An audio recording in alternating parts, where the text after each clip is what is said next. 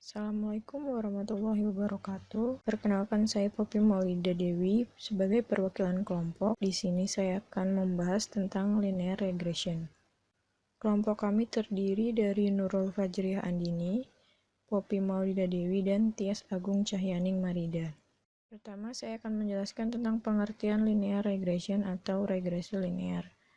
Regresi linear merupakan suatu model statistik yang umum dan paling sederhana yang digunakan untuk machine learning untuk melakukan prediksi dengan cara supervised learning.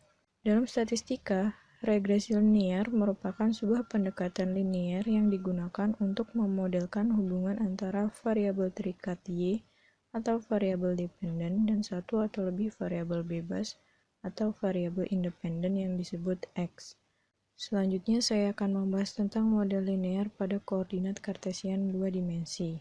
Sumbu X merupakan variabel independen atau explanatory variable, sedangkan sumbu Y merupakan variabel dependen atau response variable. Berdasarkan gambar grafik berikut, jika X dan Y memiliki korelasi tinggi, maka titik-titik akan cenderung menurun atau naik. Regresi linear merupakan proses mencari garis linear yang menunjukkan korelasi antara variabel X dan variabel Y. Garis linear diperoleh dengan menggunakan sebuah persamaan, yaitu Y sama dengan AX plus B, di mana A merupakan nilai dari slope atau W1 dan B merupakan nilai dari intercept atau W0. Slope sendiri merupakan tingkat kemiringan garis, sedangkan intercept merupakan jarak titik Y pada garis titik 0. Nilai slope diperoleh dari delta Y dibagi delta X. Residu untuk model ditunjukkan oleh garis vertikal atau vertical offset antara titik-titik untuk contoh pelatihan dan hyperplane regresi, di mana hyperplane merupakan subruang yang memiliki satu dimensi lebih kecil dari ruang ambien yang memuatnya.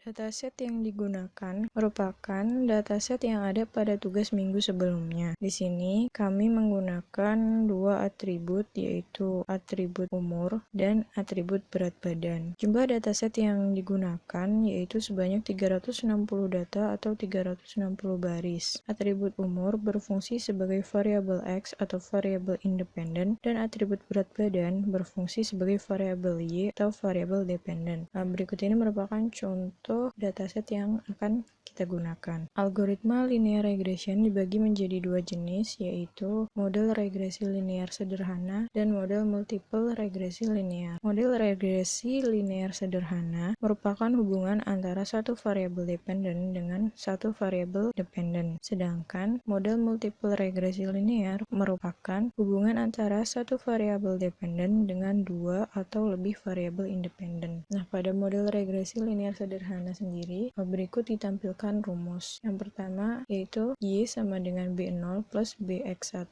plus E, di mana Y merupakan berat badan aktual dalam satuan kilogram, B0 merupakan konstanta, dan X1 merupakan umur, kemudian E itu merupakan nilai error. Berikutnya, terdapat persamaan di mana Y hat sama dengan B0 plus BX1. Y hat sama dengan berat badan yang diprediksi dalam satuan kilogram. Selanjutnya yaitu model multiple regresi linear. Di sini terdapat dua persamaan. Yang pertama yaitu Y sama dengan B0 plus B1X1 plus B2X2 plus BN plus E, di mana Y merupakan berat badan dalam satuan kilogram, BN merupakan konstanta, X1 merupakan umur, dan Xn merupakan atribut lain yang digunakan. Persamaan yang kedua yaitu Y hat sama dengan B0 plus B1X1 plus B2X2 plus BN, di mana Y hat merupakan berat badan yang diprediksi dalam satuan kilogram. Selanjutnya terdapat persamaan dari variat atau Y hat sama dengan X1B1 plus X2B2 plus XnBn, di mana nilai variat atau Y hat akan dihitung untuk setiap respon. Nilai Y hat adalah kombinasi linear dari seluruh gabungan variabel yang menghasilkan prediksi paling baik. Selanjutnya, saya akan membahas tentang konsep underfit, bandwidth, dan overfit.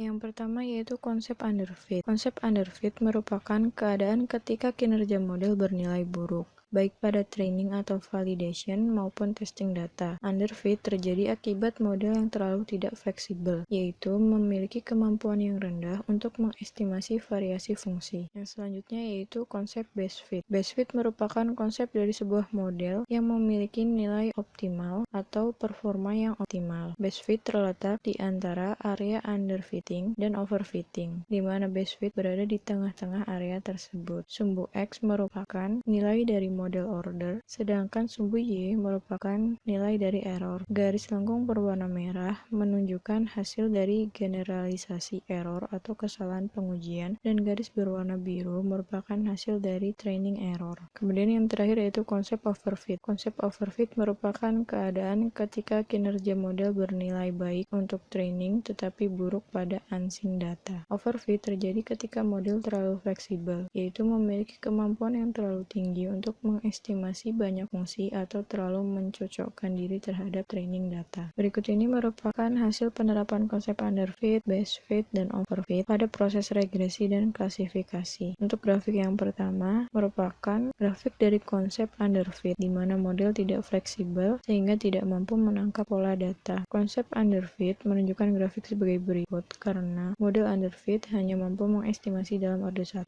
Grafik berikut merupakan konsep overfit, di mana model terlalu fleksibel sehingga sensitif terhadap noise. Konsep overfit menunjukkan grafik sebagai berikut karena model overfit mampu mengestimasi sampai orde 9. Sedangkan untuk konsep best fit merupakan model yang paling optimal atau model yang ideal. Model optimal atau model ideal sendiri merupakan model yang memiliki kinerja yang baik pada training, validation, dan testing data. Selanjutnya, model regresi linear tingkat akurasinya dapat dihitung menggunakan beberapa metode antara lain R-square atau R-kuadrat. R-square sendiri disebut juga dengan coefficient of determination. R-square merupakan proporsi dari varians dalam variabel respon yang dijelaskan oleh model. Dalam kasus regresi linear sederhana, R-square sama dengan kuadrat koefisien korelasi momen produk Pearson. Metode yang kedua adalah adjusted R-square atau R-kuadrat yang digunakan ketika sampel atau datasetnya kecil dari suatu populasi yang sangat besar. Dan yang terakhir adalah metode multiple R-square atau R-kuadrat yang digunakan untuk multiple correlation multivariate.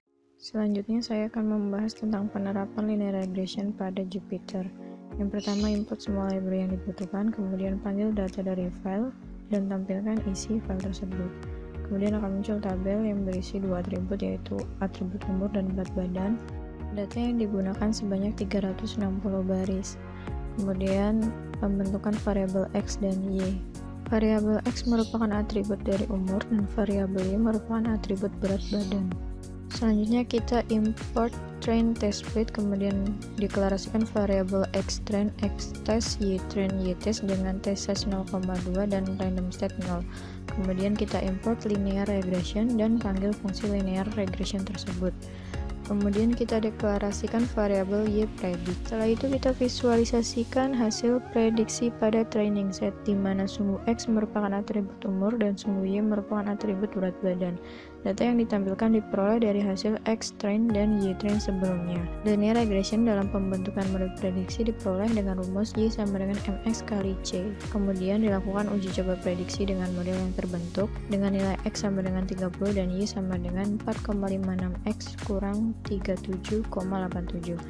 Hasil akhir yang diperoleh yaitu Y sama dengan 98,93 plus minus dalam kurung min 0,4. Yang terakhir kita ilustrasikan datasetnya, yaitu ilustrasi dataset yang menunjukkan data yang dipanggil di Jupyter. Dari grafik tersebut terlihat persebaran dataset yang kita gunakan cenderung menurun. Sekian presentasi dari kami, mohon maaf apabila ada kekurangan. Terima kasih. Wassalamualaikum warahmatullahi wabarakatuh.